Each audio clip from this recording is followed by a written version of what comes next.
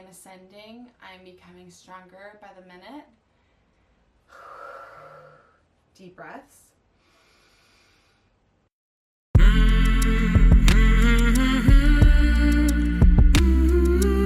Hey everyone, welcome back to my channel. I'm Caitlin Hill, and if you haven't already subscribed yet, please hit that subscribe button and like and share this video. Alright, I thought I was gonna have a sleeping baby on me, but she just woke up, so it's very funny that we're talking about sleep today and I'm already like, oh my god, this was supposed to be nap time. But oh well, that's just like sleep. It's like, gotta drop those expectations, if you know what I mean. Yeah, let's talk about sleep, baby. Let's talk about you and me. Sleep is such a huge topic, and I just want to talk about it today. Like, this is just like a conversation, you know, and it's just such a huge topic in our lives right now, and it's been pretty challenging. And I also just want to start by saying I don't have the answers. Like, I am really just speaking from experience and listening to my gut and listening to what works for me, and I just truly believe in sovereignty and doing what works best for you. Like, you know, I'm not saying like do it my way. I'm just sharing my own experience and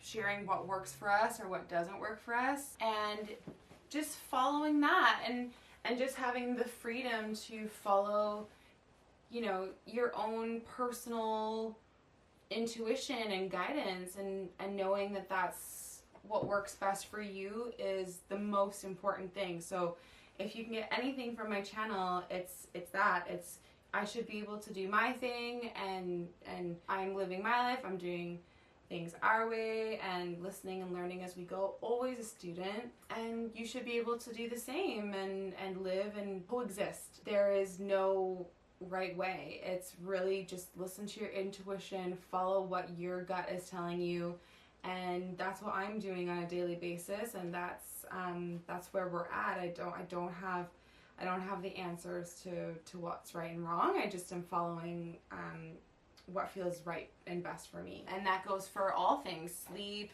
you know, whether to breastfeed or bottle feed, you know, how you want to talk to your kids, what you want to feed your kids, like, just do you. You know, I think we all need to support each other in that, and know that it's not like my way or the highway. It's like we're all just like coexisting and learning, and we should be able to coexist and have different opinions and views on things, and not do things the same way, and still understand each other and still get along. So that's the most important thing. If you can get anything from my channel, that I want to inspire in people. Anyways, let's talk about sleep. Let's talk about sleep. Oh man, sleep, I tell you, it's literally one of those things that you don't know what you got till it's gone, because when you're not getting it, you're like, oh my god, I always took sleep for granted. I mean, now that I've already had one child, I never take a second of sleep for granted, because I just know how incredibly important it is. So this time around, I was like gonna do everything my way and do it, you know, according to listening to myself. Right off the bat, we were just gonna have them sleep in the bed with us, because that's technically the best sleep training ever, is just to go to sleep with your baby. And it worked. It was great. Like, for the first few months, fantastic. I love co-sleeping. I love being close to the babies. Sleep is so much easier because they're right there. They wake up, you turn over, you stick a boob in their mouth, and that's it. Like, it's hardly any waking up. It's fantastic. It's so much easier. But then, of course, with twins, it's sort of like a different story, because there's two of them. To have all four of us sleeping in there it's a lot. The baby started rolling over at 4 months. No, sorry, what am I saying? The babies started rolling over when they were like 2.5 months old, which is super early. So they were already getting into like rolling over while they were sleeping. And yeah, with all four of us in the bed, and sometimes Safi would like run in at 5 in the morning. She still does. and tries to sleep. There's 5 people in our bed, and it just was like getting super, super, super tight. So, yeah, we just started putting them in the bassinets that are in our room, and that was, you know, it was going well. I felt like they were getting some solid 6-hour stretches a couple times, a couple of 4-hour stretches. I think 4 hours was kind of more usual for us. And then, of course, the 4-month sleep regression hit, and it was like, what are we supposed to do now? Like, it just changed completely. Like, oh man, in the beginning we were like, we just had this whole like rhythm down. At the beginning we would put them down late. Like, they'd go to bed at the same time as us at like 10 o'clock. And then I would always just tandem feed one baby, I would tandem feed at the beginning of the night, and then in the middle of the night I would just breastfeed one baby and then collect the milk with the haka on the other side and then give the fresh milk to Matisse, and then he would bottle feed the next baby. That was our thing for like 3 months, because they started their 4-month sleep regression at 3 months as well. So when the 4-month sleep regression hit, it was just like, oh my god, everything changes. It just changes, and I start to be like, what do we do? What do we do? We have to fix it. We have to change it. Since there was 2 of them, I felt that it was really important to figure out like some kind of routine and schedule, which is really important. So I actually bought like a little sleep course that kind of was like explaining how to do just some like light, it's not sleep training, it's just sort of more like teaching you how to be on more of a schedule, and just some tips and tricks to like get your babies to sleep better, basically. And it worked for a couple weeks, and that was really good, and we were really following that. But then I just reached this point again where I started to feel like I was like, my intuition I wasn't listening to my intuition again. So yeah, that's not to say that it was bad or that we wouldn't do it again. But yeah, we kind of reached a point where we were like, okay, let's not do that anymore. So that was before the 3 months hit and the regression hit. And we were like, I don't know, I felt like we were on a good journey. We were feeling pretty good about sleep. It's so funny when you're not getting any sleep, how like getting 2 or 3 hours feels like 8 hours. Seriously, you don't need very much when you're not sleeping all the time. We did that, the regression hit, and then it was just like waking up constantly. I wasn't collecting as much breast milk anymore in the middle of the night, so it was getting harder to do the same routine that we had been doing. And now it's just like, I don't even know what to say. Like, now it's like so off the rails. I have no idea what's going on, and it's like, it's just so hectic. I honestly, the nights, like, I get worried for the nights, because I'm like, I just don't even want to go through them. They're so long. They're so hard.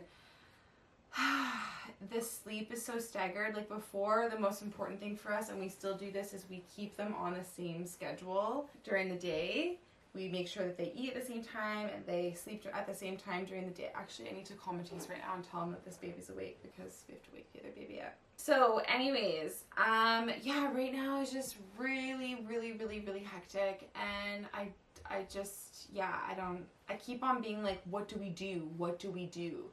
But I don't want to get like caught up in this like sleep training mafia stuff again. Like, anytime you like start to ask for like, what do we do? It always just ends up being like something that's just, oh my god, it's just so hard. Yeah, so anyways, that's where we're at. That's what it is.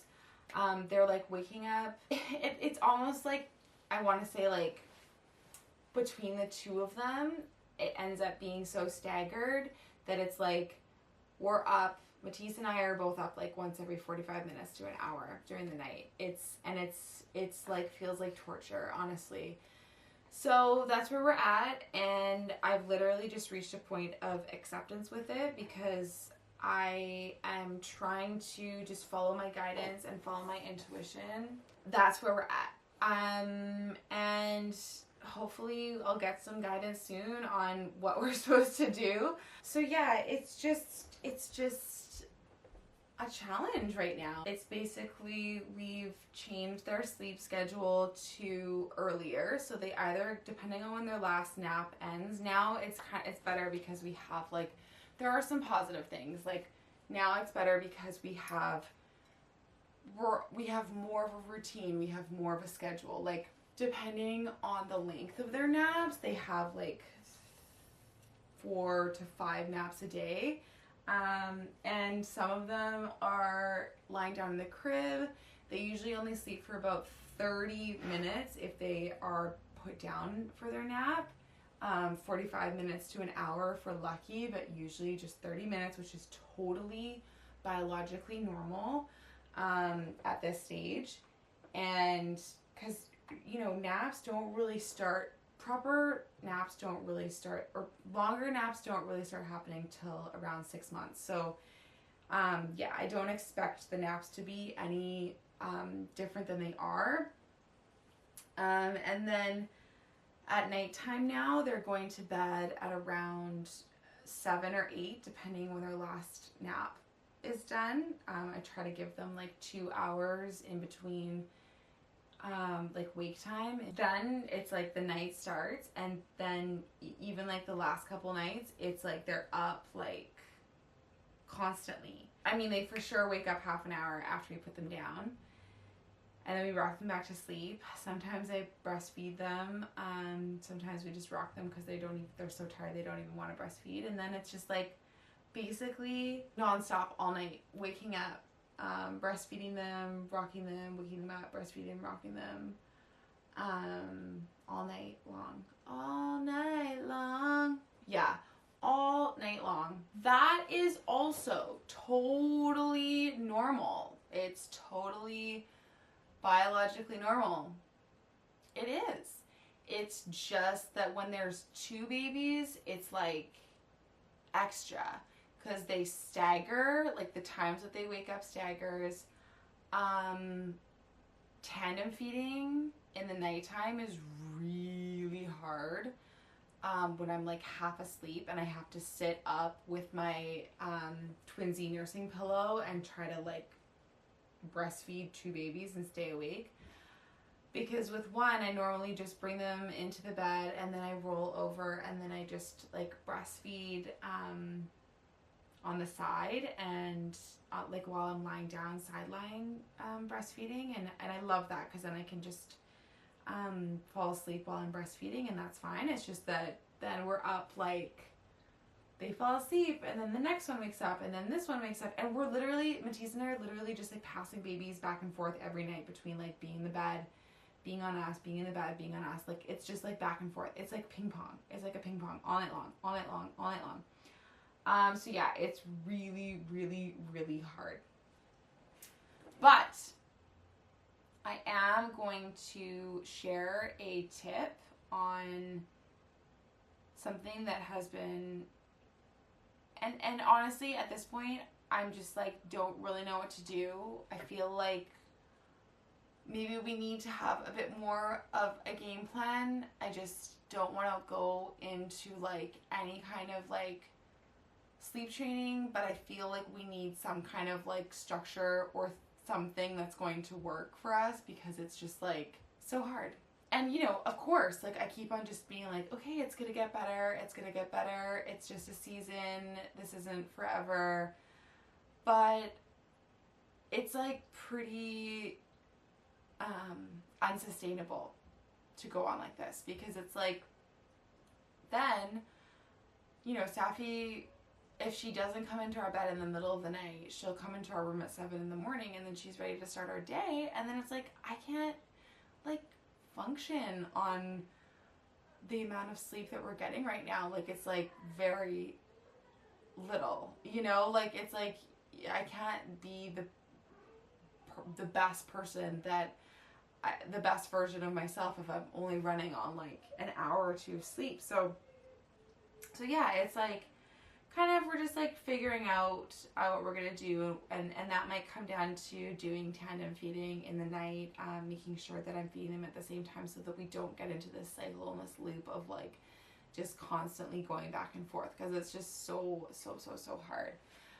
But I want to share something that has absolutely worked while it's been so hard, and I think this is something that can be carried on to like anything that you're going through. That is that I have a mantra that I do in the middle of the night that gets me through the night when it's really hard. And I just repeat the mantra the second that I get that feeling like, oh, I can't do this, I don't want to do this, I can't do this. I just immediately replace those words with my mantra, which is, I am upgrading. I am upgrading. I am becoming stronger and stronger with every second that I am awake in the night. I am ascending, and I am being asked to awaken. And ultimately, if the babies are waking us up in the night, the most important thing to do is to say, thank you. Thank you for waking us up in the night. We are going through this to become stronger. We are meant to be going through this, or else it wouldn't be happening to us.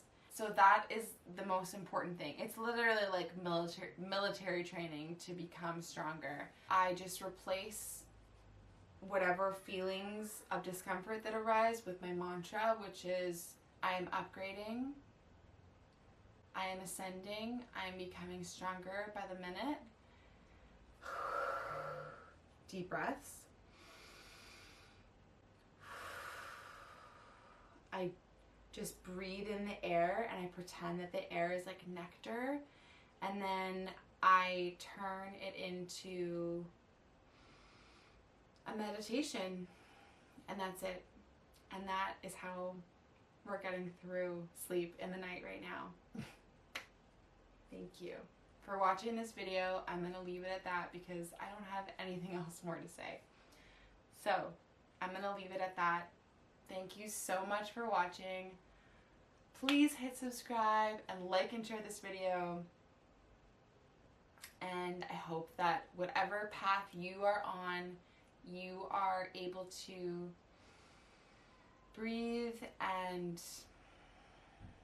know that you are becoming stronger, and that you are on the path that you are on, and you're going through what you're going through, or else you wouldn't be on that path and on your journey. Okay, ciao for now.